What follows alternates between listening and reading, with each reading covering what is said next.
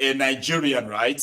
You as a Nigerian, with all equal rights that you have been told, we all have the same rights. But you have been shown in the course of your own academic journey that no, indeed, you might say we are all Nigerians, but some are more Nigerians than the other. Is that not it? I can authoritatively tell you that most of the guys are from Niger and Chad. Who are actually claiming Nigerians and then taking over those departmental positions and all that. I can authoritatively tell you that. So these are things that I witness and all that. I was telling you that day that in Kano, you cannot build church in the entire school. School of 40-something years, the federal invest, there is no cathedral. But in each department, you have mighty mosques built all over. So what are we talking about? Then somebody from the south there are people, right, who experienced all these things. They were supposed to be cultural shock. These were the things to show to them the real Nigeria. They didn't tell them. Like when you go to some places, you begin to see the difference, how you are treated. And you begin to wonder, am I not supposed to be like a Nigerian? That kind of thing, eh? So there are people who are still experiencing that today. You experienced it. You have an idea. See, almost see this Nigeria. And if you say some people get this and don't get that too. But some people still believe that it is all right to lie to the rest of us and say our unity. Yes, that we are one Nigeria. It's our greatest. It's non-negotiable. It's non-negotiable. When in reality, all of us know that there are some Nigerians who are more Nigerians than the other Nigerians. There is no one Nigeria. There are many Nigerias.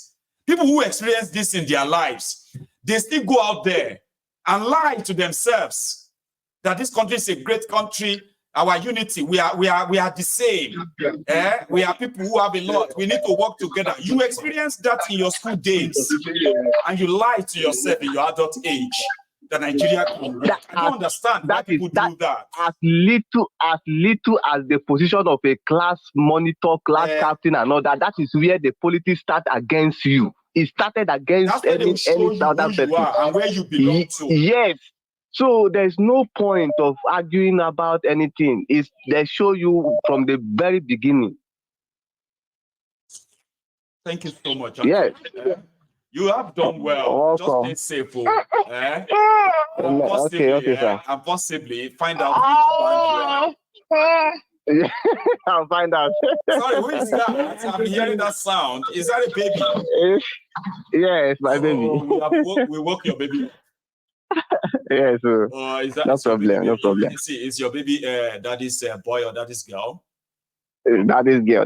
So you have to pick up that chest before she go to sleep, Abby. If you don't sleep, she I did not give my baby Nigerian name at all. You should give. I did not give her a Nigerian name. What's your baby's name? Yeah, her name is Zuri. Zuri. Don't tell me the meaning because Zuri. That conversation, okay? So Anthony, thank you. Okay. And then, thank you, sir. All right. Zuri to bed. You have a good night, okay? Thank you, sir. Nice one. Thank you, sir. Yeah. So that's Anthony calling us from Lagos. And indeed, a lot of you experienced pure racism while you are growing up. I'm talking about racism that actually tells you, it should have shocked you, to shock you to reality that Nigeria is not one. Everywhere you turn to, there are many places they will show to you that, listen, you are Igbo. Oh, the Igbos, I say, I'm a Nigerian now. Well, I don't believe that, Jari. I don't like you know that stuff. Some of you have experienced this shock, but you still went ahead to be propagating Nigeria is a great country. Our leaders are our problem. If all of us can come together. You experience all of that racism. You experience that kind of, tribalism in your way growing up. Now you are adults. You are now sounding like a broken record. This country is a great country. We are all Nigerians. Who is lying to you? Or who are you lying to? Here. Hello. I actually thought I took your call, and it would be like really, really heartbreaking for you if you were connected and suddenly got cut off. Okay, sorry about that. Are you there? Okay, I'll just take another one. Here. Hello there. Good evening, my good general political. Good evening to you, Baba. How are you? I'm happy I could get into the program tonight. I am happy to have you too. But yes. Is it your first time? No. I've called in some couple of times. The way you sounded, Baba, you sounded like more finally. I love that. Yeah, you like that every time. Yes. I mean again. Yeah. How are you, Baba? My good, I'm fine. You see, what the last caller said is true, you know. I was opportune to have some couple of Northern Christian as my colleague in the UK during our master's program. Right. But I noticed that those of them that came from Nigeria, he was the only Christian from Maiduguri. So we got talking. He told me that the truth is, if you're a Christian now and you want to get into the core, courses in the northern states, it's like you are just playing. Courses like medicine, electrical engineering, courses like, like all those core courses. So now, he said that the only federal school in the northern space that is still helping the Christians is Unijos. And that's why Unijos is always under constant attack whenever all those Islamists want to attack them. So I was not surprised what happened the last time. But the unfortunate thing is, and that's why at times I always fought Khan. Where Khan needs to be active, they don't talk. I don't know, maybe they also sabotaged or whatever is happening with them. Compromised, Baba, obviously. Or compromised. Look at the JAMB now. If you go and check the JAMB score now, if we can do an analysis, you see that you have some of these Christian students who have just finished the secondary school who will be seeking admission. At the end of the day, go and look at the admission list. In the core courses, you had to find Christians there. And where the only will be they did not. So at the end of the day, you find out that somebody who cut off or their names didn't come out. So it's nobody's fault. Exactly. So somebody who applied for medicine, at the end of the day, they will give him maybe lab science. To make our listeners to understand this better, let me put a perspective on this to make it easier for all of us now, okay? You know that we all know about the quota system. And generally, everybody believes that if you are a student from northern Nigeria, you get a quota system that can cut off your marks to allow you gain entrance into the unity schools and all that stuff, and even universities. So what you are saying practically here right now is that even though we know about the quota system is not actually for everybody in the north. No. Exactly. If you're a Christian or nobody has really paid attention to this as a thing. We all just put all of them in the basket. I think you need to help us to do a program on this. We are doing it now. If your name is Tom Mohammed Abubakar. If your name is Tom Mohammed yes. I know. You know what we are doing right now? We are trying to now kind of open everybody's eyes to something that normal we despise. Okay, where they say quota system. To me, until tonight, until this evening, the quota system to me means if you are from northern Nigeria, whether you are Christian or Muslim, it doesn't matter. No. So you are saying that there are actually Christians. The persecution of them gaining entrance into universities in northern Nigeria was actually skewed as well. I need to find this. I need to find this out. Like if that's actually the real situation, this is a real big thing. Yeah. Go on. Yeah, and you will be surprised. Eventually, he gave me a situation whereby this guy needed to graduate with a first class in his department. He had to graduate with first class to qualify for that scholarship, master scholarship, Abi? Yes. he actually graduated with first class. So now, another of his colleagues was not fortunate. What happened to him was in one of the in one of a course that they needed to release the result, they did not release the result. Wow. At the right time. So it affected the collation of his results. That let's say he needed to graduate in 2012. Eventually, he did not graduate in 2012. He graduated in 2013. Just to delay him for extra Just year. to delay his graduation.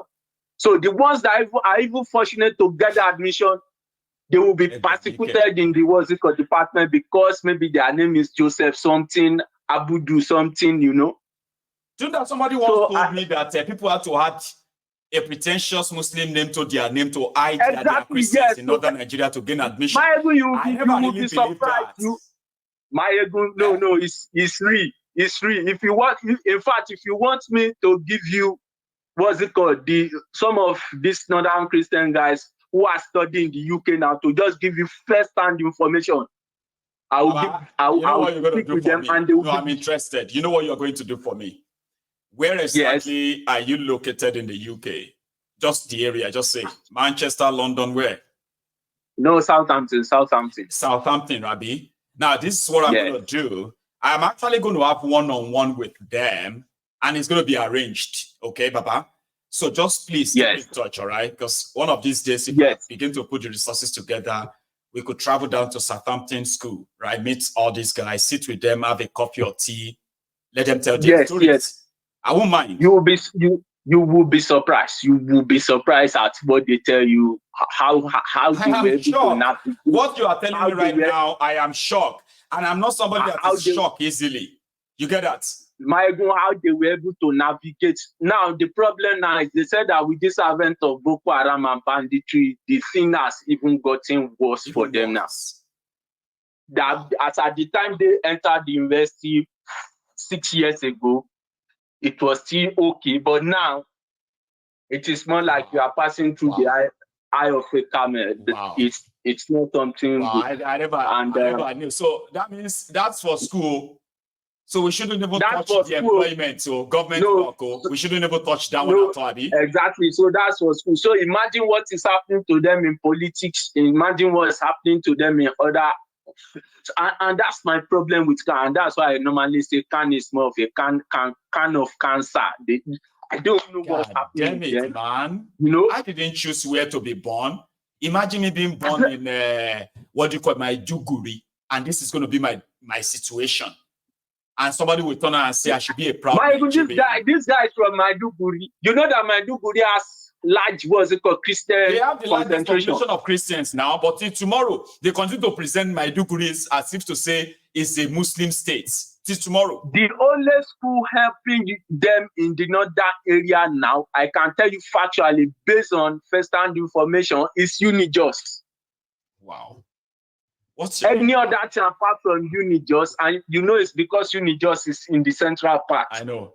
What would you like me to call you? What would you like me to call you? Because I really, really need to get in touch with you. This is some story that we are talking about people's lives here.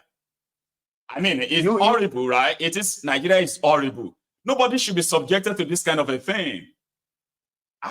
Like, Omo, okay. Yeah. What would you like me to call you? Ife, because I have it. Yes. Ife, I have spoken to you before. I remember now. Yes, exactly. I remember that's my Yoruba name. That's my Yoruba name. I appreciate you, Baba. I do. And everybody who has this experience should share them publicly like this with us. Yes, some awareness. Then another, I just want to add this. Based on your broadcast yesterday, the shock of my life in the last election when the Lebanese were sharing, goods to people, I think in Surulere for votes. Looking at the history of Black people and their Arabs, for that to be happening in Nigeria, I'm like, can a Black person try that in an Arab country? Trying to share like Pakistan. One my bell here than learn Kononi. They won't even blink. to tell you the way our leaders have really sold out our dignity and perception to the outside people. So I think it's another way of putting this together. Thank you very much. I maybe one of these week I will call in during the afternoon breaks. Don't cut I'll keep up. If stay on the phone, okay? Yeah. I just want to see because I'm somebody who can easily remember what do you call it? The number by just looking at it. Just bear with me, okay? I want to make sure that in fact, you know something, I've seen your number now, okay? Leave me a text. Okay. That says, this is Ife. Don't send it in WhatsApp. Send it through the proper phone, okay? Because that number can receive a message. I'll do that. I'm going to be in touch. I'll do that. Okay, Baba. This is something. Thank you very much. All right. Take care, man. Yeah. So that's Ife calling from Southampton, by the way, Southampton. And honestly speaking, I am actually like a gobmasked. You know, like in my head. Like my head was like this. Allah. Even though in my head I was like, okay, yeah, it is actually like really, really possible, but I have never imagined it. It's such a sad thing. Like people are subjected to a lot, and just simply because they were trapped in that contraption called Nigeria. Look at that. Huh? I think I have a caller too. Hello. Did I lose you? Okay, don't worry. I actually got you. You should be on my screen. Okay, I'll just take another one then. Hello there. Good evening, Uncle Michael. Oh, Aduke. Good evening to you. How are you this evening? I'm very well. Aduke. Aduke, that all of us want to care. You know that? Like people fight to care for you. That's what it means. I receive it all. I receive all the care, And it's not an alias. I'll keep correcting you on that, okay? Oh, my dad gave me that alias. No, it's not. It is a beautiful one, indeed. So thanks so much for calling in again, by the way. Let's go for it. Thank you. Okay, I have 3 points. I'll let you make all of them, please. Okay, so let us start with the first point. The last caller who lives in Southampton, I loved everything he said. Okay, so let me read something quickly so that we can all be in accordance. So the JAM results have come out. Are you aware of that, right? Mm-hmm. Okay, so I want to read to you the results of JAM. So 1.8 million wrote JAM. Right. Okay, 1.8 million students wrote JAM. That's actually a very low percentage. First and foremost, out of the 1.8 million that wrote the JAM, 1.4 million scored below 200. Which is practically fail. Which is a failure. So everyone that's calling, that's talking about morality and why are they behaving this way, if they're not educated properly, the only thing that will be on your mind is evil. Right? So we have 1.4 million scored below 200. So that means they cannot put words together. That means they cannot put numbers together. And these are going to be your future leaders. Yeah. So if you think it's bad now, it's here in Coco. Scary stuff now. And that's actually what prompted me to start this platform almost 12 years ago now, okay? Because I was so worried that, like all of us are here trying to kind of make our lives better and do as much as we can to also help those next to us. So one of these days we are going to be older, and all those children that they fail to train, sent to school, like we are saying here today, they are also going to grow old. They're going to grow up, and they would have to survive. But their survival would then have to be our own discomfort. So you're right. 1.4 million in a swoop. Wow. 1.4 million failed. However, in regards to the amount of children, so if you look at the Lagos, let's focus on Lagos. So you have the Alimosho, Agege, Apapa, Badagry, Espe, Ibeju, Ikeja, Ikorodu, Lagos Island, Lagos Mainland, Mushin, Ojo, Surulere. Between the ages of 15 upwards, you've got like 20 million children. 20 million. And only 1.7 did exam results. So where's the other 18 million children? Out of school, my dear. So we have to have that in mind. That's my first point. My second point is in regards to the road, the Lagos to Calabar road. Coastal road. Like I said before, the professionals are the ones that are going to ruin us. The guy who owns that company, we're not doing enough research. His co-owners are Lebanese. Yes. Let me say that again. The guy who owns the high-tech construction, the beachfront. The guy who owns the beachfront, that the media are telling everybody that he invested trillions of money into, he's co-owned by Lebanese. So we